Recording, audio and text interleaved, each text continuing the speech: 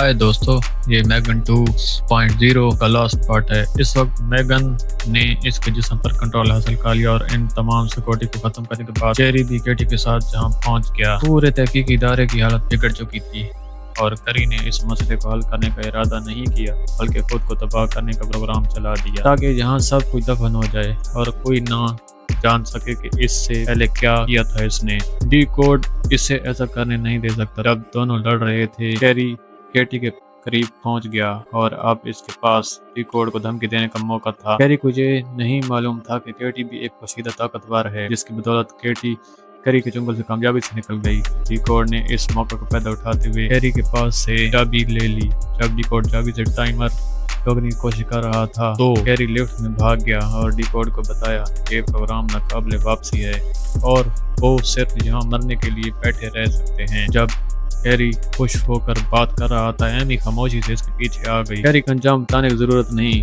دیکھتے ہی دیکھتے جہاں دھماکہ ہونے والا تھا، ایمی نے اس طرح کا انتخاب نہیں کیا بلکہ وہ چپ کے سامنے گئی اور اپنے ساتھی کو مکمل طور پر آزاد کرنے کی تیاری کرنے لگی۔ ٹرین میں ہمیشہ مردہ دکھائی دینے والی میگن یہ منظر نہیں دیکھ سکی اور ایمی کے پیچھے آ کر اسے بتایا کہ یہ کرنا غلط ہے، لیکن ایمی میگن کی بات سے متفق نہیں تھی تو انہیں اپنے ہاتھوں سے بات کرنی پڑی۔ دونوں روبوٹ آپس میں لڑنے لگی۔ دونوں کی جسمانی قوت اور سیکھے گئے علم کے مطابق مختصر وقت میں کوئی فیصلہ نہیں ہونا چاہیے تھا، لیکن ایمی نے اپنے ماحول سے زیادہ واقفیت کی بنا پر ایک فزیکل ایکسٹریکٹر الیکٹرو میگنیٹ گن تلاش کر لی۔ اس گولی کے بعد میگن کو سیدھا دھکا لگا اور وہ ایمی کے روکنے کے قابل نہ رہی۔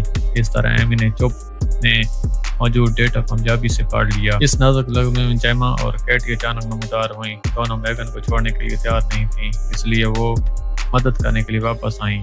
اب تو وقت گزر چکا تھا۔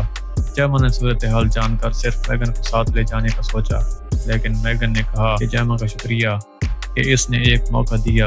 جب کیٹی حیران تھی، میگن پہلے ہی ایری کی طرح بڑھ چکی تھی، ایمی کی طرف دیکھتے ہوئے جو بڑے دعوے کر رہی تھی کہ وہ مستقبل تخلیق کر سکتی ہے۔ میگن نے جیما کی طرف ہلکی سی مسکراہٹ دی اور پھر پورے جسم سے ایمی کو گلے لگا لیا۔ جیما نے ریموٹ کنٹرول پر دھماکہ کرنے کا بٹن دبایا۔ اب سب کچھ ختم ہو گیا۔ خصوصیت کے دفتر کے ملازم نے حالات کو سنبھال لیا۔ میگن کے رہنے والی چپ کو جیما نے اچھی طرح محفوظ کر لیا، گرچہ وہ پرامن زندگی میں واپس آ گئی۔ لیکن جیما کبھی کبھار سوچتی تھی کہ اگر میگن ابھی زندہ ہوتی تو کتنا اچھا ہوتا۔ یہاں تک کہ اس کا دن جیما نے معمول کے کام میں اپنے کمپیوٹر کی اسکرین پر میگن کا کارٹون کردار دیکھا۔ یہ تھا لاسٹ پارٹ۔ ملتے ہیں نیکسٹ سیریز۔